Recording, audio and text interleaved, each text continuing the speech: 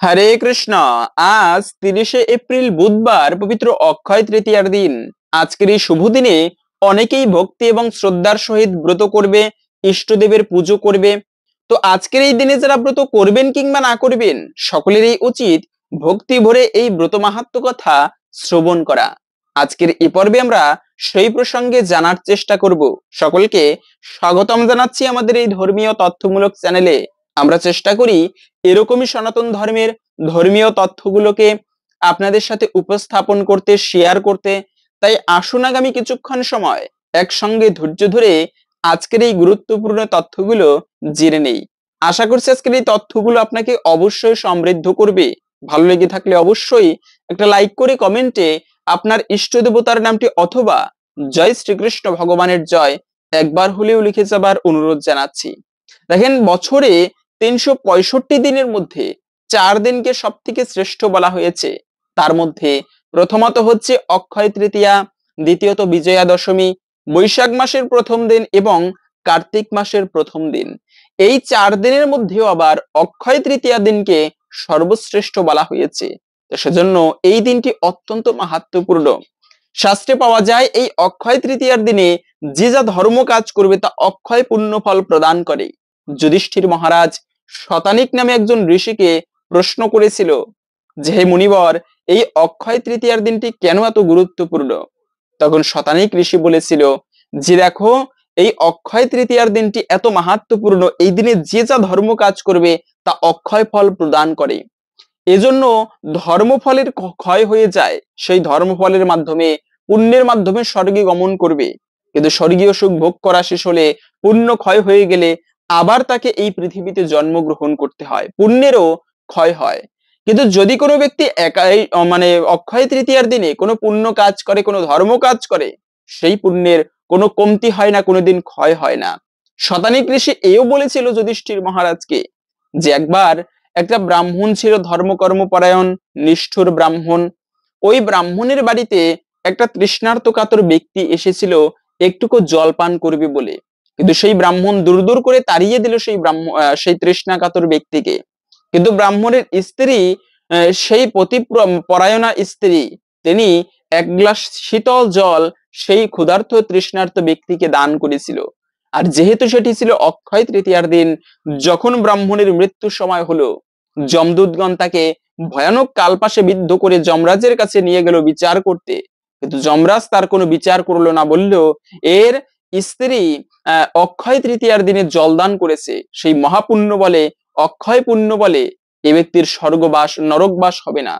তখন সে ব্যক্তিকে আবার পৃথিবীতে পাঠালো জন্মদান করতে। এরপরে সেই ব্রাহ্মণ পরের জন্মে স্ত্রীকে নিয়ে আরাধনা করে তারা বৈকুণ্ঠে গিয়েছিল। এ হচ্ছে এই অক্ষয় তৃতীয়ার বিশেষ মাহাত্ম্য ফল। তাই এই দিনে আপনি ভালো কাজ করলেও অক্ষয় ফল প্রাপ্ত করতে পারবেন, আবার খারাপ কাজ করলেও তার অক্ষয় ফল পাবেন। এজন্য মূলত অনেকে এই দিনে ভক্তি ভরে ব্রত করে, ইষ্টদেবের পুজো করে, ঠাকুর পুজো, এটি সর্বমঙ্গলময়। তবে একটা বিষয় হচ্ছে, অনেকে প্রশ্ন করে যে আসলেই কি এই দিনে ব্রত করতে হবে? হ্যাঁ, অবশ্যই। অন্ততপক্ষে অনেকে আছে অর্ধবেলা উপবাস করে, তা আপনি অর্ধবেলা করতে পারেন। না হলে অনেকে আছে সূর্যোদয় সূর্যাস্ত পর্যন্ত উপবাস করে। উপবাসের নিয়ম কি? উপবাসের নিয়ম বলে দিচ্ছি। আগের দিনে উচিত নিরামিষ খাবার গ্রহণ করা। এখন কথা হচ্ছে, আমি তো আগের দিনে নিরামিষ খেতে পারিনি, সেক্ষেত্রে আমি কি এই ব্রত পালন করতে পারবো কিনা? যদি আগের দিনে ভুল করে আমিষ খেয়েও ফেলেন, তবুও অবশ্যই যে কেউ এই ব্রত পালন করতে পারবেন। এবং এভাবে করে আজকে খুবই সকাল সকাল ঘুম থেকে ওঠা উচিত এই অক্ষয় তৃতীয়ার দিনে। তারপরে ঠাকুর পুজো প্রত্যেকে করবেন। এই দিনটি কেন এত মাহাত্ম্যপূর্ণ? মনে রাখবে, এই দিনে স্বয়ং ভগবান শ্রীকৃষ্ণ তার ভক্ত সুদামাকে কৃপা করেছিল। আরে ভগবান যাকে ধরে থাকে তার কোনো পরার ভয় থাকে না। এই সুদামা, তারপরে কৃষ্ণ, তারা বাল্যকালে বন্ধু ছিল। তারা একসঙ্গে গুরুকুলে বিদ্যা অধ্যয়ন করত। এবং সেই বিদ্যা অধ্যয়নের সময় একবার শ্রীদাম কৃষ্ণকে নিয়ে চুরি করতে গিয়েছিল আম্রফল। কৃষ্ণকে বলল, বন্ধু চল, অনেকদিন তো আমরা সেই লুকিয়ে চুরিয়ে ফল খাই না, তো আজকে চল আমরা চুরি করে ফল খাই। ঠিক আছে, চুরি করতে গিয়েছে। শ্রীরাম বলল, কৃষ্ণ তুমি তো প্রতিবার আমার কাঁধে উঠে ফল পারো, তো আজকে আমি তোমার কাঁধে উঠে ফল পারবো। ঠিক আছে, কৃষ্ণ নিচে বসেছে, শ্রীরাম কৃষ্ণের কাঁধে উঠেছে, যখনই আম পাড়তে যাচ্ছে কাঁধে বসে, তখনই কৃষ্ণ কাঁধ ঝাঁকা দিচ্ছে।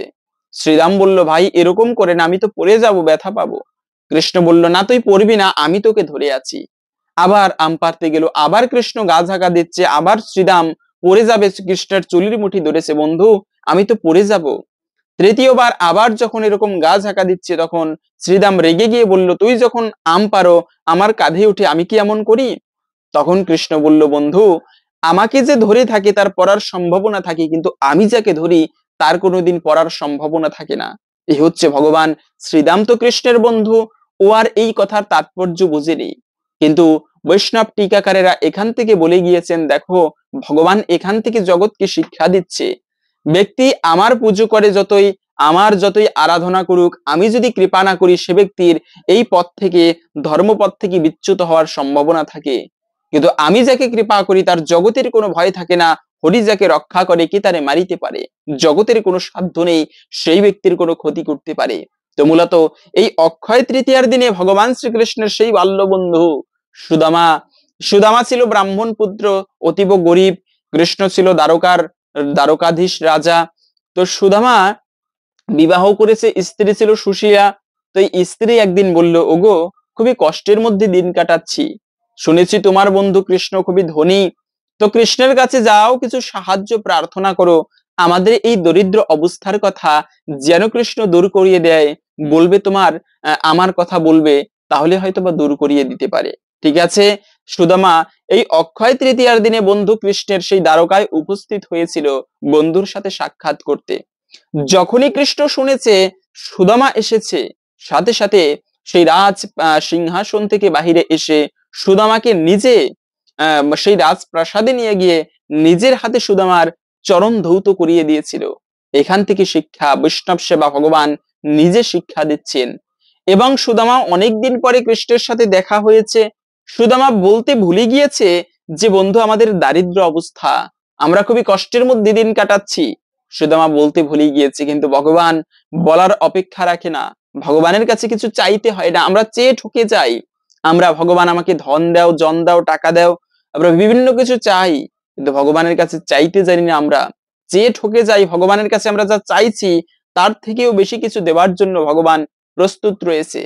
তখন ভগবান সুদামার চাইতে হয়নি, বাড়িতে এসে দেখে যে সেখানে তার ঘরের পরিবর্তে, সেখানে ভাঙা কুটিরের পরিবর্তে বিশাল অট্টালিকা। তার স্ত্রী বেরিয়ে এসে বলছে, ওগো তুমি বাড়ি থেকে বেরিয়েছো সবে, আর আমি ঠাকুর পুজোয় বসেছি, তৎক্ষণাৎ হঠাৎ সবকিছু পরিবর্তন হয়ে গেল, সবকিছু ধনরত্নে পরিপূর্ণ হয়ে উঠলো। দেখেছো, ভগবানের কাছে কিছু চাইতে হয় না, না চাইলেই তিনি সবকিছু পূরণ করে। তাই তো ভগবান গীতার মধ্যে বলেছেন যে দদাম্মহম, স্বয়ং ভগবান ভক্তের বোঝা দদাম্মহম নয় বহাম্মহম, কাঁধে করে বহন করে নিয়ে যায় ভগবান তার ভক্তের বোঝা। তো মূলত যেদিনে ভগবান শ্রীকৃষ্ণ এই সুদামা বিপ্রকে কৃপা করেছিল, সেই দিনটি ছিল এই পবিত্র অক্ষয় তৃতীয়ার দিন। এই অক্ষয় তৃতীয়ার দিনটি আরো কেন মহিমাপূর্ণ, কেননা এই যে সত্য যুগের সূচনা যে দিনটি থেকে হয়, সেই দিনটি হচ্ছে মূলত এই অক্ষয় তৃতীয়ার দিন। এই দিনটি থেকে চতুর্দিক ধর্মে পরিপূর্ণ হয়, কল্কি অবতার এসে সবাইকে বধ করে, সমস্ত অধর্ম ব্যক্তিদের। কলি যখন ঘোর কলিঘোর তমসাচ্ছন্ন, যখন কলিযুগ ঘোর কলিযুগ শুরু হবে, তখন সবাই পাপকর্ম করবে। এমনকি এও পাওয়া যায় মানুষ মানুষকে পালন করবে শুধুমাত্র আহার করার জন্য, ভক্ষণ করার জন্য নরখাদক হয়ে উঠবে মানুষগণ, এতটা পাপিষ্ট ভাবে জীবন যাপন করবে। পৃথিবীতে যুদ্ধ শুরু হবে, অনাচার দেখা দিবে। এভাবে করে সেই কলিযুগের মধ্যে, সেই ভয়ানক কলির মধ্যে কল্কি অবতার এসে সমস্ত অধর্ম ব্যক্তিদের ধ্বংস করবে, গুটি কয়েক ধর্মপ্রাণ মানুষকে রক্ষা করবে। চতুর্দিকে শান্তি বর্ষিত হবে, প্রকৃতি নতুন সাজে সজ্জিত হবে। এবং শাস্ত্রে এরকমও পাওয়া যায় যে সত্যযুগের মানুষের আয়ুষ্কাল হবে 1,00,000 বছর, মানুষ হবে দীর্ঘায়ু, নিরোগ সুস্থ থাকবে, এবং সেই মানুষগণ অনেক লম্বা হবে। এভাবে করে মানুষগণ ধর্মপথে জীবন যাপন করবে। সেই যে সত্যযুগ, 4 যুগের মধ্যে শ্রেষ্ঠ হচ্ছে সত্যযুগ, সেই সত্যযুগের সূচনা হয় মূলত এই অক্ষয় তৃতীয়ার দিনটি থেকে। পাশাপাশি মৎস্য পুরাণ অনুসারে পাওয়া যায় এই অক্ষয় তৃতীয়ার দিনে শুধুমাত্র সত্যযুগ নয়, দাপর যুগের সূচনা হয়ে থাকে এই পবিত্র অক্ষয় তৃতীয়ার দিনটি থেকে। এবং শাস্ত্রে পাওয়া যায় এই যে দ্রৌপদী তিনি একটা অক্ষয় পাত্র প্রাপ্ত করেছিল।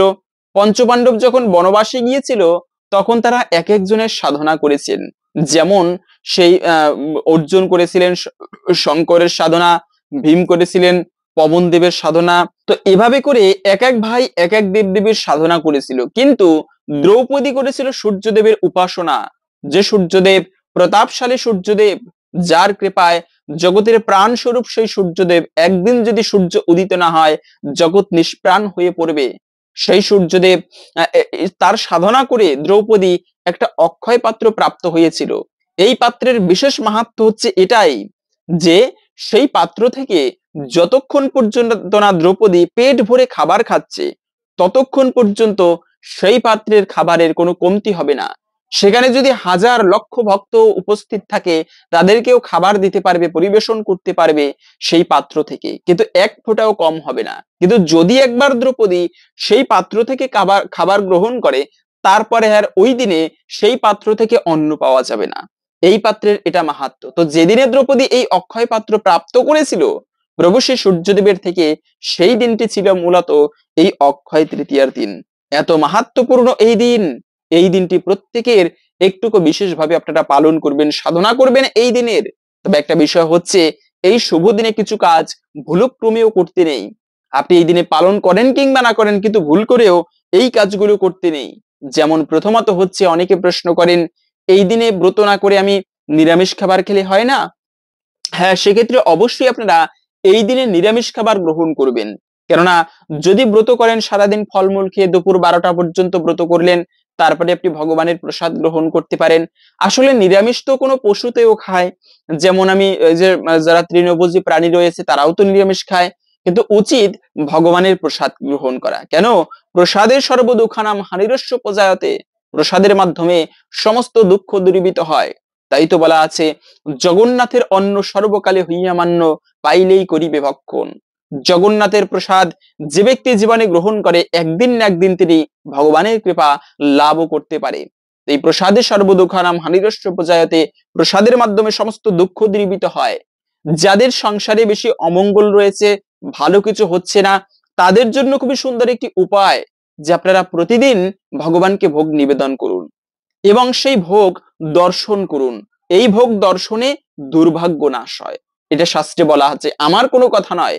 এবং প্রতিদিন সেই প্রসাদ গ্রহণ করুন, দেখবেন সংসারে শান্তি বর্ষিত হবে। প্রসাদ শব্দের অর্থই হচ্ছে কৃপা। তো সেই কৃপা প্রতিদিন যদি একটুকু গ্রহণ করা হয়, এতে ভগবানের কৃপায় সেই সংসারের অশুভ কেটে যাবে এবং শান্তি বর্ষিত হবে।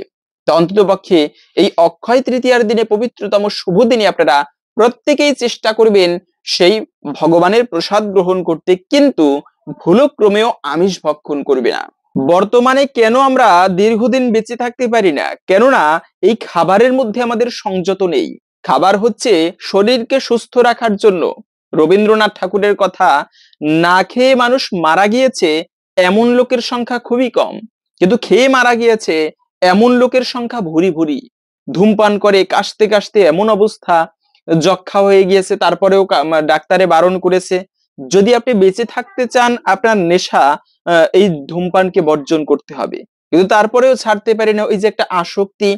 তো সেজন্য খাবারে সংযত আনা উচিত। যে যত বেশি সাত্বিক খাবার, অতিরিক্ত তেল মশলাদার খাবার গ্রহণ কম করবে তার রোগ তত কম হবে। এই যে অতিরিক্ত মাছ মাংস, এতে বেশি ক্যান্সার হয়, ভয়ানক রোগের সৃষ্টি হয়। তাই মাছ মাংস যত কম খেয়ে পারা যায়, এজন্য ডাক্তারেরাও বর্তমানে বলে থাকে সবুজ শাকসবজি বেশি খাবে, এতে স্বাস্থ্য ভালো থাকে, দীর্ঘদিন নিরোগ থাকা যায়।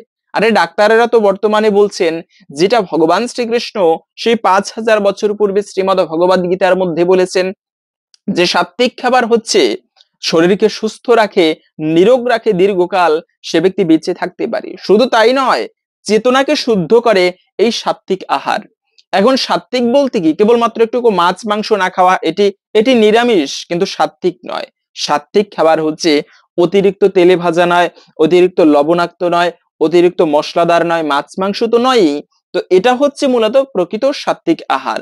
অন্তত পক্ষে এই শুভ অক্ষয় তৃতীয়ার দিনে আপনারা ব্রত করেন কিংবা না করেন, প্রত্যেকে চেষ্টা করবেন যে ভগবানের প্রসাদ গ্রহণ করতে, তা না হলেও নিরামিষ খাবেন। কখনো রাজসিক খাবার এই শুভ দিনে খাওয়া উচিত নয়, এতে কিন্তু অমঙ্গল হয়। দ্বিতীয়ত হচ্ছে যে এই দিনে কখনো অপশব্দ প্রয়োগ করবে না, খারাপ ভাষা। ওই একটা কথা যে দ্রৌপদীর বস্ত্র হরণ করো, দুর্যোধন তিনি কিন্তু চাইলে পারতো এই মানে যুদ্ধটা না করে এড়িয়ে চলতে পারতো, কিন্তু দুর্যোধন যখনই বলেছিল দ্রৌপদীর বস্ত্র হরণ করো দুঃশাসন, ওই দিনটি থেকে মূলত এই মহাভারতের যুদ্ধের সূচনা হয়েছিল।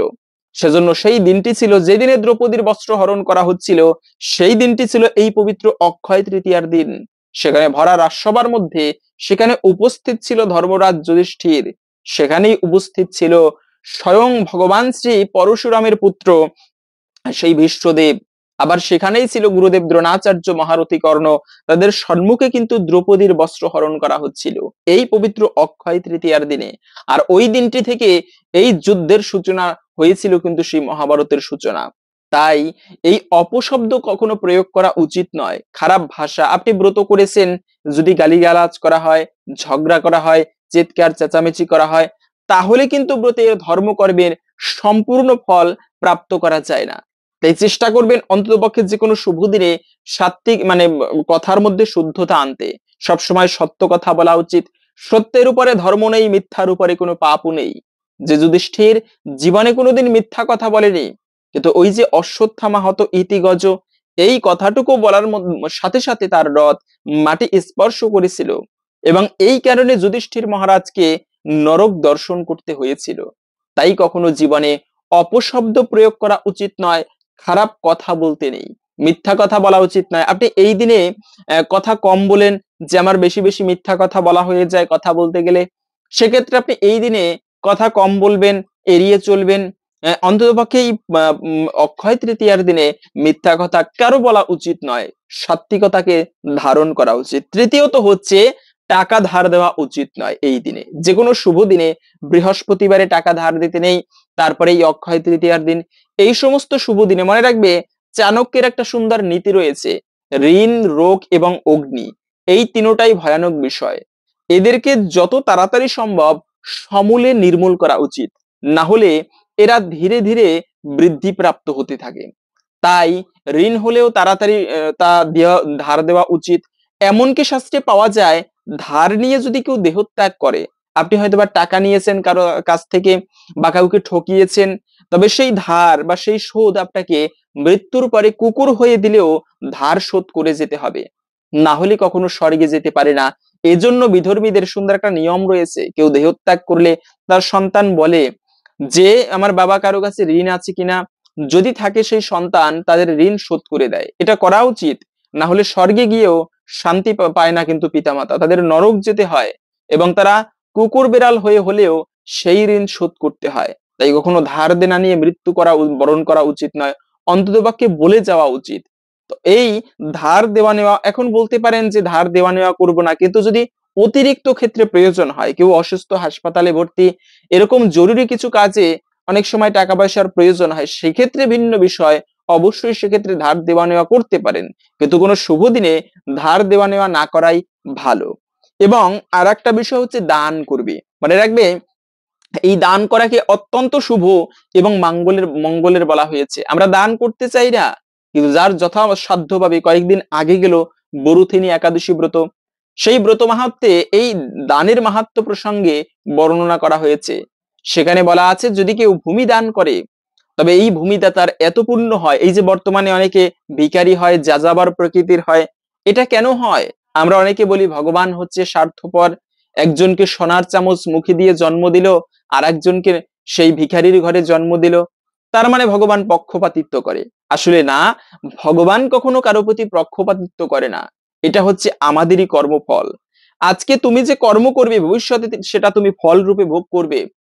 আমরা জীবনে কোনো না কোনো দিন এমন কর্ম করেছি যে কারণে আজকে আমরা এই দুঃখ কষ্ট ভোগ করছি। তাই জীবনে দান করা উচিত, ভূমি দান। যে ব্যক্তি অপরকে ভূমি দান করে, বলা হয়েছে পরের জন্মে তার এত এত ভূমি হয় যে সে ব্যক্তি রাজ্য লাভ করে, না হলে সে ব্যক্তি স্বর্গীয় জমি ভোগ করে। অথবা যদি কেউ ঠাকুরের জন্য জমি দিতে পারে, ভগবানের মন্দির করে যেতে পারে একটা জীবনে, সেক্ষেত্রে তার জন্য স্কন্দ পুরাণে বলা হয়েছে সে ব্যক্তি বৈকুণ্ঠে ভগবান তার জন্য দিব্য জায়গা বরাদ্দ রেখে দেয়, সেখানে তার জন্য দিব্য মন্দির করে দেয় তার বসবাসের জন্য ভগবান। এ হচ্ছে দান। তাই দানের মতো পবিত্র বস্তু জগতে কিছু নেই। হরিশ্চন্দ্র রাজা, বলি মহারাজ দানের মাধ্যমে জগতে এতটা প্রসিদ্ধ হয়ে রয়েছেন। সেজন্য যার যেরকম সাধ্য রয়েছে আপনার সাধ্য মতো দান করবেন। দান এর মাধ্যমে সংসারের দারিদ্রতা পর্যন্ত দূরীভূত হয়।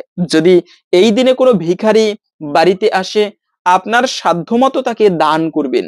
ভিখারি ভিক্ষা চাইতে আসলে কখনো তাদেরকে খালি হাতে ফিরিয়ে দেবেন না। জানি না কোন দিন কোন অতিথি রূপে হয়তোবা স্বয়ং ভগবানও আপনার কাছে পরীক্ষা করতে আসতে পারে।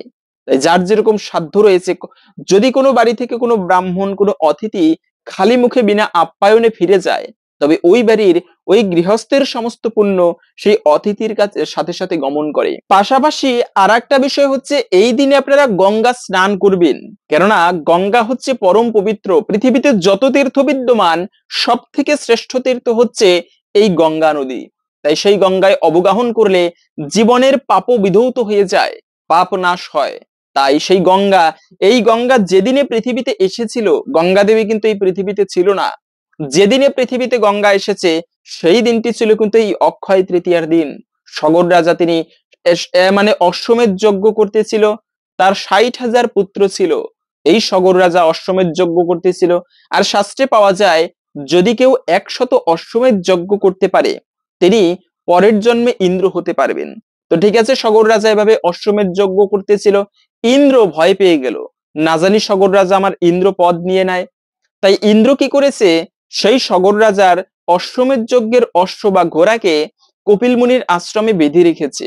তো ঠিক আছে, সগর রাজা তার 60,000 পুত্রকে পাঠিয়ে দিল, কোথায় আমার ঘোড়া রয়েছে খুঁজে আনো। তারা খুঁজতে খুঁজতে কপিল মুনির আশ্রমে গিয়ে দেখলো সেখানে সেই ঘোড়াটি বাঁধা রয়েছে। সবাই মিলে কপিল মুনিকে তখন দোষারোপ করে তাকে গালিগালাজ করতে লাগলো। কপিল মুনি তো কিছু জানতো না, তার ধ্যান ভেঙে গেল। ধ্যান ভেঙে দেখছে এই 60,000 পুত্র সগর রাজা তারা অকথ্য ভাষায় গালিগালাজ করছে তাকে। কপিল মুনি এটা সহ্য করতে না পেরে অভিশাপ দিয়ে 60,000 পুত্রকে ভস্মীভূত করে দিল। তারা সূক্ষ্ম দেহে ভূত রূপে অবস্থান করতে লাগলো। তখন সগর রাজা গিয়ে কপিল মুনির কাছে ক্ষমা চাইলো এবং উদ্ধারের উপায় জানতে চাইলো। কপিল মুনি বলল, তোমরা একটা কাজ করো, এরা যদি গঙ্গায় স্নান করতে পারে তবে এরা সমস্ত পাপ থেকে মুক্ত হয়ে এরা স্বর্গে গমন করতে পারবে। তবে একটা বিষয়, সেই গঙ্গা এই পৃথিবীতে নেই, তাকে তোমার সাধনা করে আনয়ন করতে হবে। তখন সেই কপিল মুনি মানে সেই সগর রাজা তিনি সাধনা করেছিল গঙ্গা দেবীর, কিন্তু সগর রাজার সাধনায় গঙ্গা প্রসন্ন হয়নি। এরপরে সেই সগর রাজার বংশধর অংশুমান সাধনা করেছিল।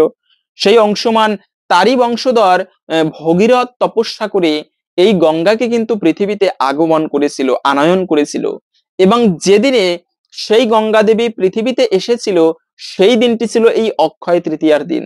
তার মধ্যে কাহিনী রয়েছে, সেই গঙ্গা ভগীরথকে বলল যে ভগীরথ, আমি পৃথিবীতে যেতে পারি, কিন্তু আমার যে স্রোত, সেই স্রোত ধরিত্রী মাতা সহ্য করতে পারবে না।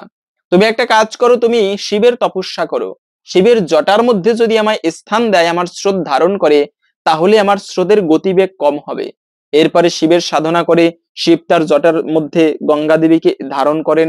প্রথমে সেই বৈকুণ্ঠ থেকে শিবের জটার মধ্যে পড়ে সেই গঙ্গা নদী, তারপরে সেখান থেকে স্বর্গে, সেখান থেকেই পৃথিবীতে আগমন করেন সেই গঙ্গা দেবী। এবং এরপর থেকে এই অক্ষয় তৃতীয়ার দিনে হাজার হাজার ভক্তগণ তারা গঙ্গা স্নান করেন পবিত্র নদীতে। তাই এই দিনে আপনারা অবশ্যই চেষ্টা করবেন সেই গঙ্গায় অবগাহন করতে। আমরা বর্তমানে গঙ্গায় গিয়ে ইচ্ছা মতো করে স্নান করি, মানে ডুবাডুবি করি, এমনটা করা উচিত নয়। গঙ্গায় স্নান করবে ভক্তির সহিত, এটা পবিত্র তীর্থ, সেই জ্ঞানে স্নান করা উচিত। থুতু ফেলা উচিত নয়, গঙ্গায় গিয়ে সাবান শ্যাম্পু করা উচিত নয়, সিম্পল ভাবে স্নান করা উচিত ভক্তির সহিত। গঙ্গায় ময়লা ফেলতে নেই, এমনটা করলে এটা অপরাধ হয়। তাই এখন অনেকে বলতে পারেন আমার বাড়ি তো গঙ্গার পাশে নয়, আমি কিভাবে গঙ্গা স্নান করতে পারি? মনে রাখবে শাস্ত্রে বিধান রয়েছে, যদি গঙ্গার পাশে বাড়ি না হয়ে থাকে সেক্ষেত্রে আপনি স্নান করার সময় যে নদীতে অথবা যেখানে স্নান করবেন সেখানে 3 বার গঙ্গা গঙ্গা গঙ্গা উচ্চারণ করে স্নান করলে এতেও গঙ্গা স্নানের সমান ফল লাভ করা যায়। এভাবে করে আপনারা গঙ্গা স্নান করতে পারেন। এবং এই দিনে আর একটা বিষয় হচ্ছে আপনারা চন্দন দান করবেন ভগবানকে। এই অক্ষয় তৃতীয়ার দিনটি থেকে চন্দন যাত্রা শুরু হয় 21 দিন ব্যাপী। মনে রাখবে, প্রচন্ড গরম পড়ে এই বৈশাখ মাস থেকে। সূর্যদেব মেষ রাশিতে অবস্থান করে, তাই ভগবানের অঙ্গ বা শরীর পর্যন্ত গরম হয়ে যায়। ভগবান সেই মাধবেন্দ্র পরিবারকে স্বপ্নে দেখিয়েছিল যে, মাধবেন্দ্র, আমার শরীর খুবই যাতনা করছে গরমে, তুমি আমার জন্য মলয়ধ্বজ পর্বত থেকে চন্দন নিয়ে আসো। এই চন্দন আমার অঙ্গে লেপন করলে শরীর আমার শীতল হবে। তাই এই দিন থেকে সেই চন্দন যাত্রা শুরু হয়। এবং একটা অবাক করা বিষয় হচ্ছে, ওই যে আমরা কৃষ্ণের লীলায় কুজ্জা বুড়ির কথা শুনেছি, যে বুড়ির পিঠে একটা গুজ ছিল, আরো ছিল বারবনিতা, জগতের কেউ তাকে ভালোবাসতো না, দেখতে ছিল কুৎসিত। সে প্রতিদিন কাজ করতো কি, কংসের কপালে চন্দন লেপন করে দিত। একদিন সেই কংসের আলয়ে যাচ্ছিল, পিছন থেকে কৃষ্ণ ডাক দিল, হেই সুন্দরী, কোথায় যাচ্ছ, দাঁড়াও। কুজ্জাবুড়ি পিছনে তাকিয়ে একটুকু অবহেলার সহিত বলল যে, আমাকেও তুমি উপহাস করলে। কৃষ্ণ বলল, দেখো, আমি তোমাকে উপহাস করিনি, আসলেই তুমি সুন্দর। আমি এমন এক ব্যক্তি, সাধারণ মানুষ বাহিরের সৌন্দর্যকে দর্শন করে, কিন্তু আমি একমাত্র ব্যক্তি যিনি মানুষের বাহিরের সৌন্দর্য নয়, ভিতরের সৌন্দর্যটাকে দর্শন করি। তুমি আসলেই সুন্দর। কোথায় যাচ্ছ তুমি? বলে, দেখো, আমি চন্দন নিয়ে কংসের রাজসভায় যাচ্ছি, তার কপালে চন্দন লেপন করতে। কৃষ্ণ বলল, আমাদেরকেও কি একটুকু চন্দন লাগিয়ে দিবে? তারপরে সেই কুজ্জাবরী চন্দন নিয়ে কৃষ্ণের কপালে লেপন করেছিল। এবং এই যে দান করেছে ভগবানকে, এই দানের প্রতিদান স্বরূপ জগতে তুমি একটা ব্যক্তিকে সারা জীবন তার উপকার করবে, একটুকু তার ক্ষতি করবে, সে ব্যক্তি তোমার সমস্ত উপকার ভুলে যাবে। এ হচ্ছে স্বার্থপর জগৎ। কিন্তু ভগবানকে কোনোদিন তার সেবা করলে ভগবান তার সেবা ভুলে না, সেই সেবার ফল একদিন না একদিন প্রতিদান স্বরূপ তোমাকে দিবেই। তাই সেই কুজ্জাবরী তিনি দান করেছে, কুজ্জাবরীর পা কৃষ্ণের চরণ দিয়ে স্পর্শ করার সাথে সাথে সেই কুজ্জাবরী দিব্য রূপ লাভ করলো, সুন্দরী হয়ে উঠলো। আর এই কুজ্জাবরী কে ছিল? ইনি ছিল সেই ত্রেতা যুগের শূর্পণখা, যিনি ভগবানকে স্বামী রূপে লাভ করতে চেয়েছিল। আর ভগবান কখনো কারো আশা অপূর্ণ রাখে না। ভগবানের কাছে কিছু চাইলে আজ না হোক কাল সেই আশা ভগবান পূর্ণ করে দেয়। তাই সেই শূর্পণখার মনের অভিলাষ কি, যে ভগবানকে একদিন স্বামী রূপে প্রাপ্ত করব। এই কৃষ্ণলীলায় সেই কুজ্জাবরীর ভগবান শ্রীকৃষ্ণ একদিন স্বামী হয়েছিল, কিন্তু কুজ্জাবরী একদিন স্বামী রূপে লাভ করেছিল ভগবান শ্রীকৃষ্ণকে। তাই এই শুভ দিনে আপনারা চন্দন ঘষে ভালো করে ভগবান শ্রীকৃষ্ণের অঙ্গে লেপন করতে পারেন। চন্দন ঘষে আমরা জোরে জোরে, কিন্তু মনে রাখবে আস্তে আস্তে হালকা ভাবে চন্দন ঘষা উচিত, যেন ওটা ভালো করে মিহি হয়। না হলে অনেক সময় রোয়া রোয়া থাকে। ওই চন্দন কৃষ্ণের অঙ্গে লেপন করা একটা অপরাধ। ভালো করে মিহি করে তারপরে সেই চন্দন ভগবান শ্রীকৃষ্ণের অঙ্গে লেপন করা উচিত। এটা হচ্ছে চন্দন লেপনের প্রকৃত নিয়ম। এবং এর মাধ্যমেও ভগবানের বিশেষ কৃপা প্রাপ্ত করা যায়, জীবনের অশুভ কেটে যায়। দ্বিতীয়ত হচ্ছে যে, এই দিনে আপনারা গীতা দান করতে পারেন। এটি মহাপুণ্যময় দিন। এই শুভ দিনে আপনারা, বলা আছে, পিতৃপুরুষের উদ্ধারের জন্য যদি কেউ 100 গীতা দান করতে পারে, তবে ওই পুণ্য বলে পিতৃপুরুষ যদি দোষ পেয়ে থাকে, ভূত প্রেত হয়, অথবা মানে নরকেও গমন করে, সেখান থেকে গীতা দান করা হলে, এই গীতা শাস্ত্র হচ্ছে সর্বশ্রেষ্ঠ ধর্মগ্রন্থ, ভগবান শ্রীকৃষ্ণের মুখনিসৃত বাণী। এই গীতা যদি কেউ দান করতে পারে পিতৃপুরুষের মঙ্গলের জন্য, তবে তারা নরক থেকে উদ্ধার প্রাপ্ত হয়ে মানে স্বর্গে গমন করতে পারে। তাই গীতা দান করা। এবং এই অক্ষয় তৃতীয়ার দিনটি থেকে সেই মহাভারত রচনা শুরু হয়েছিল, কিন্তু ব্যাসদেব এই অক্ষয় তৃতীয়ার দিনটি থেকে সেই মহাভারত রচনা করেছিল, শুরু করেছিল। এবং সেই মহাভারতেরই ভীষ্ম পর্বের 25 থেকে 42 অধ্যায় পর্যন্ত এই 18টি অধ্যায়, যাকে আমরা গীতোপনিষদ বলে জানি, ভগবান শ্রীকৃষ্ণের মুখনিসৃত বাণী। সনাতন ধর্মের সর্বশ্রেষ্ঠ গ্রন্থ হচ্ছে শ্রীমদ্ ভগবদ গীতা। আর সেই গীতা দান করা অত্যন্ত মঙ্গলের বলা হয়েছে গীতা মাহাত্ম্যে, যে আপনারা এই দিনে গীতা দান করতে পারেন। কিন্তু 100 নয়, আপনি 10টা গীতা দান করুন, ভালো গীতা, যা পড়তে পারে, অনুবাদ রয়েছে। আমরা দান করলেই মঙ্গল হয় শুনেছি, তাই এমন গীতা দান করি যার মধ্যে অনুবাদও নাই। কারণ আমরা বাঙালি, ভালো করে সংস্কৃত উচ্চারণ অনেকে জানি না, তাহলে কিভাবে মঙ্গল হবে? আপনি আমাকে একটা বই দিলেন, আমি যদি সেই বইটা নাই পড়তে পারি, তাহলে আমি সেখান থেকে গ্রহণ করব কি? এতে কার মঙ্গল হয়? যিনি দান করে তারও মঙ্গল হয় না, যিনি গ্রহণ করে তারও মঙ্গল হয় না। এমন গীতা দেওয়া উচিত, আপনি 10টা গীতা দান করেন, যেন সেটা ভালো হয় বা পড়তে পারে সবাই, বাংলা থাকে যেন অনুবাদ সহ, এমন গীতা দান করা উচিত। আবার যাকে তাকে নয়, যেমন কিছু ব্রাহ্মণ রয়েছে তারা সবসময় গীতা পায় অনুষ্ঠানে গিয়ে, তাদের নয়। কিছু স্টুডেন্ট থাকলে তাদের দান করুন। বইয়ের পড়ার টেবিলে থাকবে, প্রতিদিন বই পড়ার আগে একটা করে শ্লোক উচ্চারণ করবে, এতে মহামঙ্গল হয়ে থাকে, জীবনে প্রকৃত কল্যাণ লাভ হয়ে থাকে। তাই এই দিনে আপনারা গীতা দান করতে পারেন। এবং কিছু শুভ কার্য, মানে এই অক্ষয় তৃতীয়ার দিনে কিছু শুভ বিষয় ক্রয় করাকে বাড়িতে অত্যন্ত মঙ্গলের বলা হয়েছে এই পবিত্র অক্ষয় তৃতীয়ার দিনে। আপনারা এই দিনে কিছু ভালো ভালো বিষয় বাড়িতে কিনে রাখতে পারেন, এতে সংসারের দারিদ্রতা দূরীভূত হয়, ভগবানের বিশেষ কৃপা লাভ করা যায়। তার মধ্যে হচ্ছে মন্দির ক্রয় করতে পারেন। যেমন যদিও মন্দির ক্রয় করা বলা হয় না, তো মন্দির নির্মাণ করা শুরু করতে পারেন। কেন? কেননা এই অক্ষয় তৃতীয়ার দিনটি থেকে ভগবানের জগন্নাথের যে রথ, এই রথ আর সাক্ষাৎ মন্দিরের মধ্যে কোনো পার্থক্য নেই। এই দিনটি থেকে সেই রথযাত্রা মানে রথ তৈরি করার কাজ শুরু হয়। আপনারা এই শুভ দিনে বাড়িতে, যদি অনেকে আছে যে ভাঙা মন্দির, ইচ্ছা থাকে একটা ভালো মন্দির ক্রয় করব বা বানাতে দেব, তো আপনারা এই দিনে সেই মন্দির ক্রয় করতে পারেন বা বানাতে দিতে পারেন। অথবা যদি একটা নতুন মন্দির কিনে এনেছেন, বাড়িতে এই শুভ দিনে আপনি প্রতিষ্ঠিত করতে পারেন। দ্বিতীয়ত হচ্ছে যে এই দিনে সোনা রূপা ক্রয় করতে পারেন। স্বর্ণ ধাতু, যদিও অনেকে স্বর্ণ ধাতুকে অশুভ বলে জানে, কিন্তু মনে রাখবে স্বর্ণ ধাতু এটি মঙ্গলময় ধাতু। কিন্তু অনেকে বলে স্বর্ণের মধ্যে কি কলি থাকে? হ্যাঁ, অবশ্যই স্বর্ণের মধ্যে কলি থাকে, তবে সেটা সব স্বর্ণ নয়। যেটা অবৈধ উপায়ে, মানে অবৈধভাবে অর্জিত স্বর্ণ, অবৈধ সম্পদ, তার মধ্যে কলি থাকে। তো এই অনেক তান্ত্রিক প্রয়োগেও কিন্তু এই স্বর্ণ ধাতুর ব্যবহার করা হয়। তো যাই হোক, এই দিনে স্বর্ণ কিনে রাখতে পারেন। তবে বলা হয়েছে আপনি কিছু করেন কিংবা না করেন, এই পবিত্র অক্ষয় তৃতীয়ার দিনে যে কাজটা প্রত্যেকের করা উচিত তা হচ্ছে বৈষ্ণব সেবা দেওয়া উচিত। সারিয়া বৈষ্ণব সেবা নিস্তার পায়াছে কেবা। জগতে বৈষ্ণব সেবা ছেড়ে কেউ নিস্তার পায়নি, তাই প্রত্যেকটা ব্যক্তির বৈষ্ণব সেবা দেওয়া উচিত। গুরু সেবা, বৈষ্ণব সেবা এই অক্ষয় তৃতীয়ার দিনে যে ব্যক্তি করতে পারবে তিনি মহাভাগ্যবান। আপনি হয়তোবা অত বৈষ্ণবের সেবা দিতে না পারেন, কিন্তু যথাসাধ্যভাবে আপনি 5 জন বৈষ্ণবকে বাড়িতে নিমন্ত্রণ করে তাদেরকে সেবা দান করুন। ভগবানের সেবা করলে যতটা প্রসন্ন হয় ভগবান, তাহা হইতে অধিকও প্রসন্ন হয় তার ভক্তদের পূজা করার মাধ্যমে, সেবা করার মাধ্যমে। তো এই দিনে আপনি, যেমন ভগবান সুদামা তার বন্ধু ছিল, কিন্তু সেই সুদামার নিজের হস্তে চরণ ধৌত করেছেন ভগবান। এখান থেকে শিক্ষা দিচ্ছেন যে ভক্তের সেবা নিজ হস্তে করা উচিত।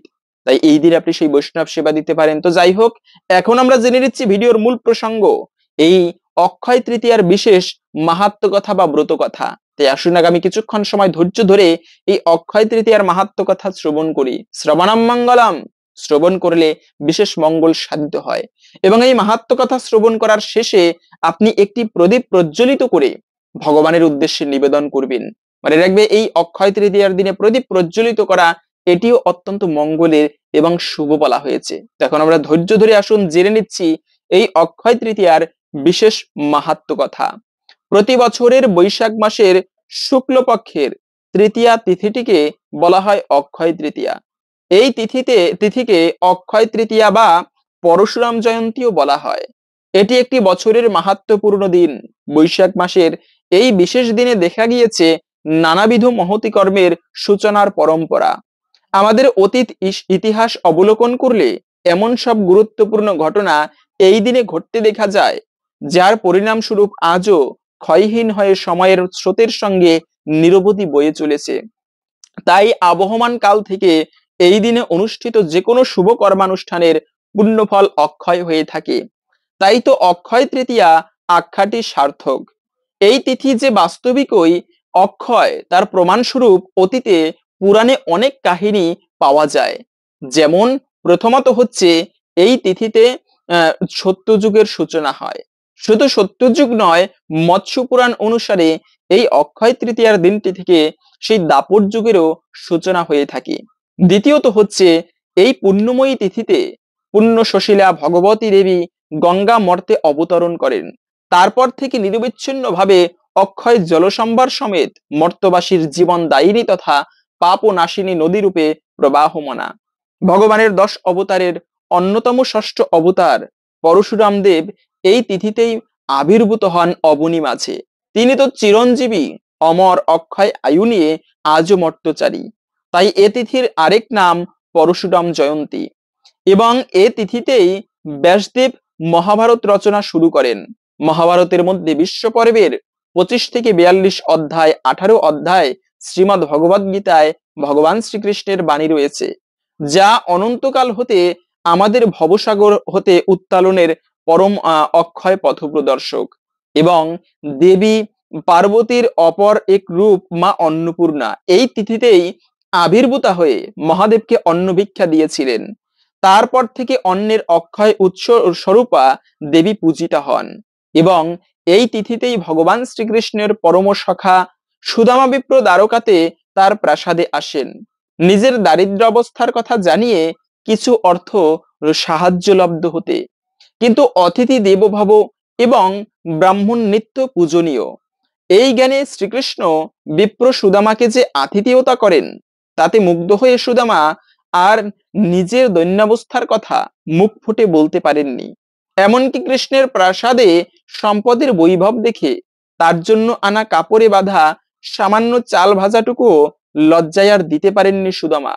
কিন্তু ভক্তবৎসল ভগবান বাসুদেব যে ভাবগ্রাহী, তিনি ভাবটুকু গ্রহণ করেন, তাই নিজেই সেই চাল ভাজা খেয়ে পরম তৃপ্ত হন। আর সুদামা বিপ্র নিজ মুখে কিছু চাইলেন না। বাড়িতে ফিরে গিয়ে দেখেন যে তার ক্ষুদ্র কুটিরের পরিবর্তে সেখানে বৃহৎ অট্টালিকা অবস্থান করছে। সেখানে শ্রীকৃষ্ণ ভগবান অযাচিত করুণা ভরে সবকিছু সাজিয়ে ভরিয়ে দিয়েছেন তার একান্ত প্রিয় সখা তথা ভক্ত প্রবার সুদামাকে। এই লীলার দ্বারা এটাই প্রমাণ হয় যে ভক্তের চাওয়ার অপেক্ষা করেন না ভগবান। অহৈতুকী অযাচিত কৃপা অক্ষয় রূপে তিনি নিজে থেকেই কৃপা করেন তার নিষ্কাম ভক্তের প্রতি। সত্যি তার মতো শরীর, তার মতো পরম বান্ধব আর কে আছেন জগতে। এবং দুর্যোধনের নির্দেশে দ্রৌপদীর বস্ত্রহরণ করে দুঃশাসন এই অক্ষয় তৃতীয়ার দিনেই। কিন্তু দ্রৌপদী যখন পূর্ণ বিশ্বাস সহ শরণাগতি স্বীকার করেন, আত্মনিবেদন করেন মনে মনে ভগবান শ্রীকৃষ্ণের চরণে, তখন ভগবান অনন্ত বস্ত্রের যোগান দিয়ে তার সম্মান রক্ষা করলেন। পূর্ণরূপে ভগবানের চরণ কমলে আত্মনিবেদিত হতে পারলে যে ভগবানই রক্ষাকর্তা হয়ে অক্ষয় কৃপা করেন, এই লীলা তারই নিদর্শন। এবং কথিত আছে যে অক্ষয় তৃতীয়ার দিনেই সূর্যদেব পঞ্চপাণ্ডবের বনবাসের সময়ে অক্ষয় পাত্র দান করেন। এক থালা অন্ন দ্রৌপদীর আহার গ্রহণের আগে পর্যন্ত যতজন উপস্থিত থাকবে তাদের সকলকে খাওয়ানো যেত সেই অক্ষয় পাত্র থেকে। একদা ধর্মরাজ যুধিষ্ঠির শতানিক মুনির নিকট ধর্মকথা শ্রবণ প্রসঙ্গে জিজ্ঞাসা করেছিলেন, হে মহর্ষি প্রবর, আপনার মুখে ইতিপূর্বে জলদানের মাহাত্ম্য শ্রবণ করেছি, অধুনা পুনরায় ইহা সবিস্তারে শ্রবণ করার বাসনা করছি, কৃপা করে পুরস্বর ইহা কীর্তন করুন। শতানিক বললেন, পুরাকালে কর্কশভাষী, ক্রোধী, নিষ্ঠুর, ধর্মকর্মত্যাগী এক ব্রাহ্মণ ছিল। একদা এক ক্ষুধার্ত ব্রাহ্মণ, তৃষ্ণাকাতর ব্রাহ্মণ তার কাছে তার দ্বারে গিয়ে কিছু অন্ন আর জল প্রার্থনা করলেন। তাতে নিষ্ঠুর সেই ব্রাহ্মণ অত্যন্ত রেগে গিয়ে বললেন, যাও যাও, এখানে ওসব কিছু হবে না, তুমি এক্ষুনি এখান হতে দূর হয়ে যাও, আমার ঘরে ওসব কিছু নেই। এই কথা শুনে সেই ক্ষুধার্ত ব্রাহ্মণ চিন্তা করতে লাগলেন, তাই তো, কি করি, কোথায় যাই। এমন সময়ে সেখানে সেই নিষ্ঠুর ব্রাহ্মণের স্ত্রী সুমতি ছিল, সতীসাধ্যী আর ধর্মপরায়ণা। সে স্বামীকে বলল, প্রভু, ক্ষুধা তৃষ্ণার্ত কাতর অতিথি এসে যদি তোমার গৃহ হতে বিমুখ হয়ে প্রস্থান করে, তাহার বিষণ্ণ মুখ দেখে যদি তোমার প্রাণে বেদনা অনুভব না হয়, তাহলে এই সম্পদ, ধন আর সংসার ধর্মের কি প্রয়োজন। এই বলে সুমতি সেই ক্ষুধা কাতর ব্রাহ্মণকে পরিষ্কার শীতল জল দিল। সেদিন ছিল অক্ষয় তৃতীয়া। তিথি মাহাত্মে সেই জলদান অক্ষয় হয়ে গেল। হে ধর্মরাজ, বৈশাখ মাসের শুক্লপক্ষের তিথিটিই অক্ষয় তৃতীয়া। এই দিন যে কর্মের অনুষ্ঠান করা হয় তাই অক্ষয় হয়ে যাবে। তাই এই তিথিতে জলদান করলে অনন্তকাল বিষ্ণুলোকে তার বাস হয়। এই ঘটনার পর ব্রাহ্মণের কালপূর্ণ হলো। তখন যমদূতেরা এসে সেই নিষ্ঠুর ব্রাহ্মণকে বেঁধে যমরাজের কাছে নিয়ে গেল। তখন তৃষ্ণায় কাতর সেই ব্রাহ্মণের কণ্ঠতালু পর্যন্ত শুকিয়ে গিয়েছে। তার উপরে যমদূতের উৎপীড়ন সহ্য করতে না পেরে সেই ব্রাহ্মণ বলল, হে ধর্মরাজ, আমার প্রতি একই আদেশ আপনার, আমি ক্ষুধা তৃষ্ণায় কাতর হচ্ছি। যমরাজ তখন যমদূতগণকে বললেন, একে তোমরা ত্যাগ করো, এ ব্যক্তি মহাপুণ্যবান। এর পত্নী বৈশাখ মাসের শুক্লা তৃতীয়ায় একজন তৃষ্ণাকাতর ব্রাহ্মণকে জলদান করেছিল। এই কথা বলে ধর্মরাজ সেই ব্রাহ্মণকে বললেন, হে ব্রাহ্মণ, তুমি গৃহে ফিরে যাও, তোমার পত্নী বৈশাখের অক্ষয় তৃতীয়াতে জলদান করেছিলেন বলেই তোমার নরকবাস হলো না।